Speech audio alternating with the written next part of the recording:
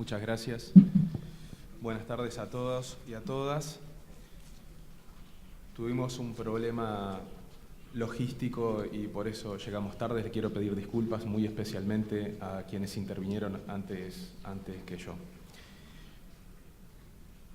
En primer lugar, queremos agradecer a la organización, a los efectos de poder hacer esta presentación.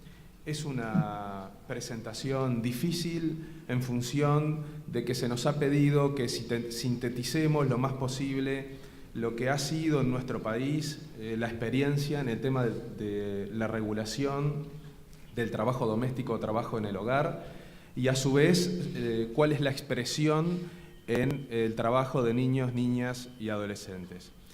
Las definiciones, las políticas institucionales, los programas, los planes de acción, la medición de los resultados. Bueno, vamos a tratar de hacer algo muy sintético a los efectos de poder cubrir el tema lo suficiente y eventualmente quedaremos a disposición posteriormente por si se nos quiere hacer algún planteo. En primer lugar, estamos hablando en esta área de un área de alto margen de informalidad. Estamos hablando de derechos humanos, estamos hablando de la dignidad de la persona humana en su doble dimensión, individual y colectiva o como miembro de la comunidad. El trabajo doméstico o trabajo del hogar es una de las áreas en las que más se expresa la inequidad de género. ¿Por qué? Porque está constituido esencialmente por trabajadoras. Así que de aquí en más me voy a referir a trabajadoras domésticas o trabajadoras del hogar en función de ese elemento. En nuestro país el 99% de las trabajadoras del hogar son mujeres y por supuesto ganan menos que los hombres, generándose ahí una inequidad importante. A su vez, cuando es en trabajo doméstico en casa de terceros, también la mujer está mucho más expuesta, no solo a la informalidad, sino a otras formas ilegítimas o condenables como son las diferentes formas de acoso, incluyendo el acoso sexual y la discriminación o todas las formas de discriminación.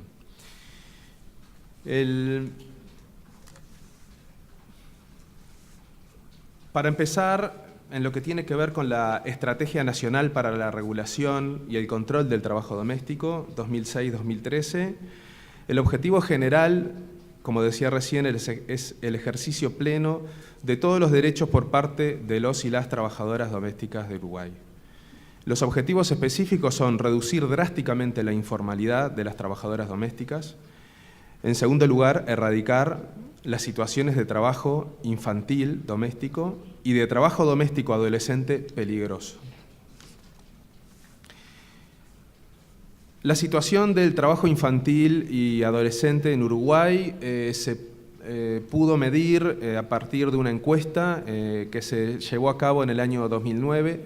No fue la primera encuesta, pero sí es la primera encuesta que se hizo a partir de los parámetros marcados a nivel internacional por la Organización Internacional de Trabajo. De hecho, se hizo en un convenio entre el Ministerio de Trabajo y Seguridad Social, el Instituto Nacional de Estadística de Uruguay y el IPEC-OIT, que contiene el rigor técnico necesario para podernos comparar con otros países y también podernos comparar a nosotros mismos de aquí a un tiempo. De hecho, ya estamos haciendo las tratativas con los diversos organismos porque a partir de las políticas sociales que se han implementado y el impacto que tienen especialmente en los niños, niñas y adolescentes, ya es necesario medir una vez más cómo han marchado esas políticas. De hecho, y desde la fiscalización ya se nota un cambio en ese sentido.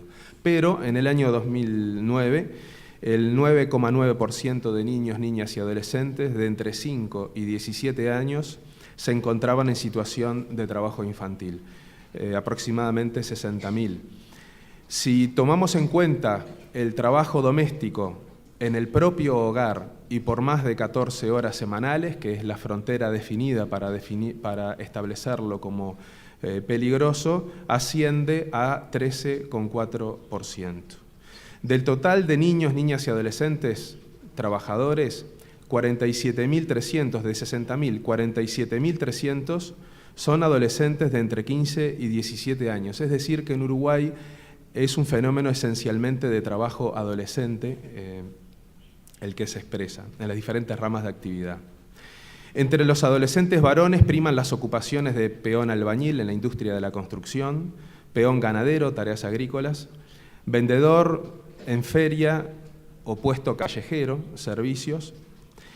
Y entre las adolescentes mujeres trabajadoras, la actividad en la que se encuentran con mayor expresión es en servicios y comercio, pero también en tareas del hogar para terceros, pero ahí hacemos una diferenciación entre lo que es el trabajo de cuidado de otros niños, niñas y adolescentes, lo que denominamos niñeras, y lo que es el trabajo doméstico propiamente dicho, podríamos decir, que es efectivamente realizar las tareas del hogar, de limpieza,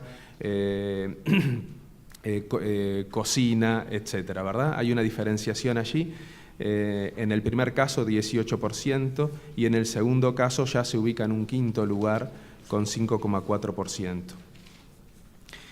El marco normativo que rige en materia de trabajo infantil en Uruguay es la Constitución de la República, que es la norma de derecho interno más importante desde el punto de vista de la jerarquía. Obviamente la Convención sobre los Derechos del Niño, el Código de la Niñez y la Adolescencia, el Convenio 138, que es ratificado por Uruguay, el Convenio 182, también ratificado, el Convenio 189 para esta materia, ya se ha expresado que Uruguay fue el primer país en ratificarlo, además trabajó bastante en la construcción de ese convenio.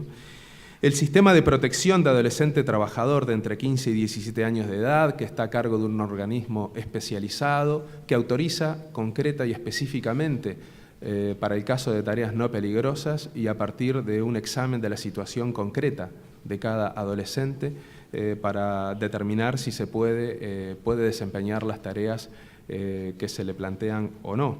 Bueno, como ustedes saben, la Declaración Sociolaboral de Trabajo del Mercosur sobre el trabajo infantil de junio del 99, la Declaración de los Presidentes de los Estados Partes del Mercosur de julio del 2002.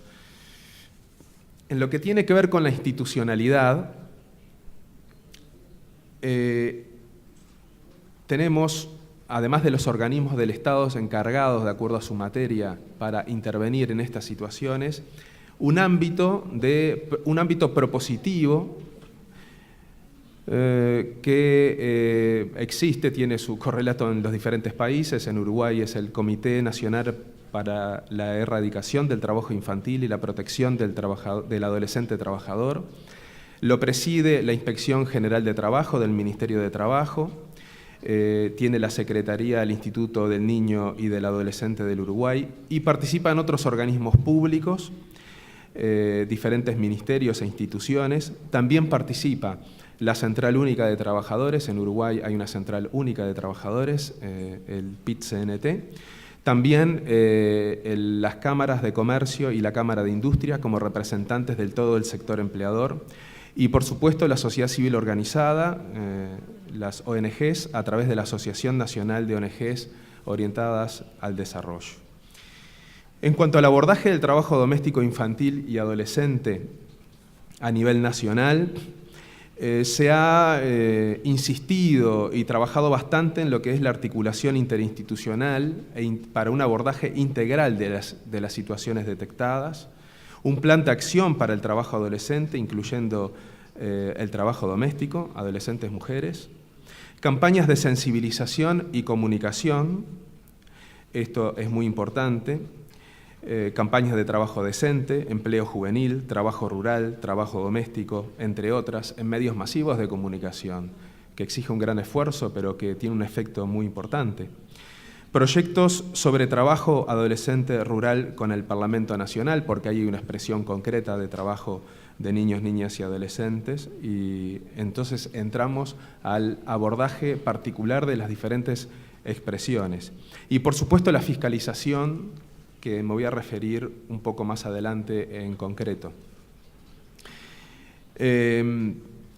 Queremos destacar también el Plan Regional para la Erradicación del Trabajo Infantil en el ámbito del Mercosur. Ahí se ha desarrollado un trabajo bien interesante, bien importante, que queremos profundizar. Es una articulación regional tripartita. Por eso hacíamos referencia a la declaración de presidentes del Mercosur contra el trabajo infantil, las campañas de comunicación y sensibilización con los países del Mercosur, sobre todo en las zonas fronterizas, atendiendo a las expresiones más comunes de trabajo infantil en esos lugares, también operativos de fiscalización. Los medios masivos de comunicación, utilizando personalidades del deporte, de la política, sociales, relevante, una sensibilización bien importante. Capacitación a profesionales de la salud, docentes, periodistas, entre otros, actores que detectan y que interactúan con este fenómeno. Y bueno, como dije recién, las inspecciones binacionales en zonas fronterizas. La situación de Uruguay en el trabajo doméstico en cuanto a los adultos, porque esto hay que analizar luego el correlato que se da en el ámbito de lo que es el trabajo adolescente. En la ocupación femenina, como dijimos hoy, es del 99%. Demanda creciente por el crecimiento económico y la incorporación de la mujer al mercado de trabajo. Ocupación muy desvalorizada desde el punto socialmente hablando. Alta informalidad que ha disminuido enormemente. En el año 2000 teníamos un 80% de informalidad en el sector y en el año 2012 se bajó el 50% y hoy en el 2013 las mediciones están dando un 45% de informalidad. Es decir, que hay una baja drástica de la informalidad, aunque todavía es insuficiente. El promedio en Uruguay, y de acuerdo a si se utiliza un instrumento que es la estadística, el Instituto Nacional de Estadística, da un 27% el promedio, y si se utiliza el organismo de registración, estamos en un 22%, es decir, por debajo del 30%, y aquí tenemos todavía un 45%. Es decir, que no estamos conformes a pesar de que haya habido una baja sustancial en ese sentido.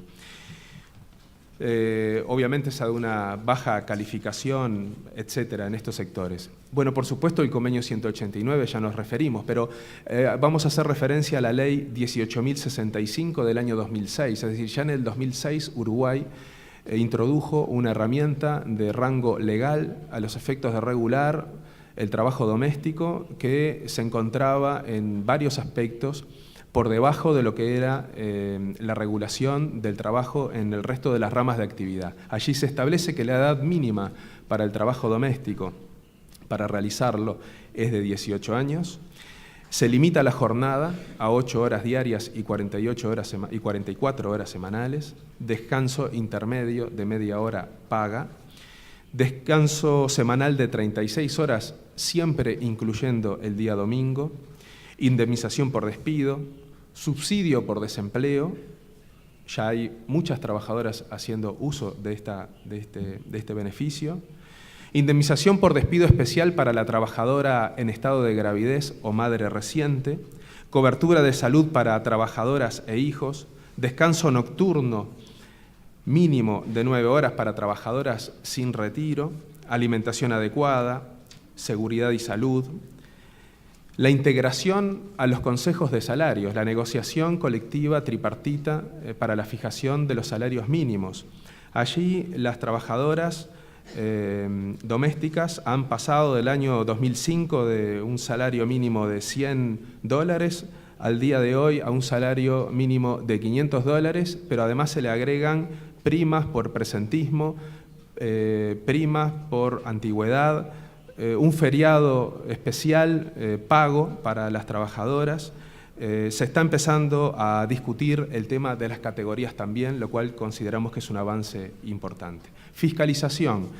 En lo que tiene que ver con la fiscalización, en Uruguay se atienden absolutamente todas las denuncias, pero en el trabajo doméstico eran muy pocas, ahora crecieron. Protocolos especiales se establecen para poder fiscalizar y en ese sentido, por ejemplo, cuando una persona denuncia, no solo se fiscaliza ese hogar, sino que se fiscaliza toda la zona para evitar que la persona pueda de alguna manera sufrir una represalia por haber denunciado el trabajo doméstico informal, pero también se han hecho operativos inspectivos masivos de oficio, es decir, por decisión de la propia administración. Ya en el año 2010, en Montevideo, la capital del país, en determinadas zonas.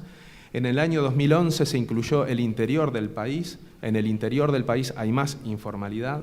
En el año 2012 hicimos uso de un artículo de la norma que establece la posibilidad del ingreso compulsivo al hogar con autorización judicial, y se utilizó esta norma a partir de que no se nos permitía la fiscalización. Y en el año 2013 estamos diseñando otras estrategias. Los operativos son amigables, se conversa con las personas, no se ingresa al hogar para evitar problemas, porque desde la puerta ya tenemos el elemento más importante, y es que ahí hay una trabajadora doméstica y por lo tanto o se acredita en el momento del cumplimiento de la normativa laboral y previsional o luego se concurre a la inspección de trabajo a acreditarlo. Asesoramiento a las partes en el momento y entrega de folletería e incluso un formato de recibo de salario tipo para que el empleador o empleadora pueda fácilmente trabajar eso. En estos procedimientos ya hemos recorrido más de 15.000 hogares.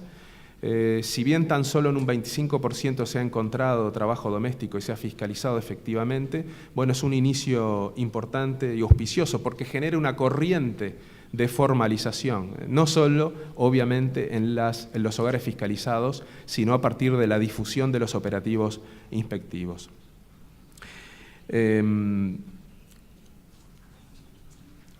Los resultados, como decíamos recién, aumento de la formalidad en el trabajo doméstico, implementación y permanencia cada vez mayor de la fiscalización en el sector, instalación y consolidación del grupo en los consejos de salarios para la fijación de salarios mínimos y condiciones de trabajo, el salario mínimo que crece por encima del salario mínimo para la trabajadora doméstica, que crece por encima del salario mínimo nacional, y mayor nivel de conocimiento sobre los riesgos del trabajo doméstico infantil y adolescente. Estamos abordando entonces por primera vez y desde el 2006 la seguridad, salud y medio ambiente en el lugar de trabajo de las trabajadoras domésticas también, porque ahí hay un tema cultural sobre si es una trabajadora, un colaborador o qué. Detección y atención interinstitucional de situaciones de extrema vulnerabilidad de trabajadoras, por ejemplo, en algún caso puntual de trabajadoras extranjeras de nacionalidad boliviana. Detección y atención interinstitucional de situaciones de extrema vulnerabilidad de trabajadoras adolescentes, con intervención de organismos especializados también.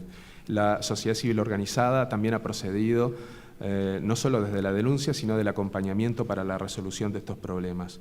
Los desafíos para el futuro: continuar reduciendo la informalidad, obviamente, mejorar las condiciones en el lugar de trabajo, avanzar en la fiscalización ahora a las zonas suburbanas en donde tiene expresión otro tipo de trabajo doméstico y sobre todo otro tipo de trabajo doméstico adolescente. De hecho, seguramente en algunos hogares la niñera o la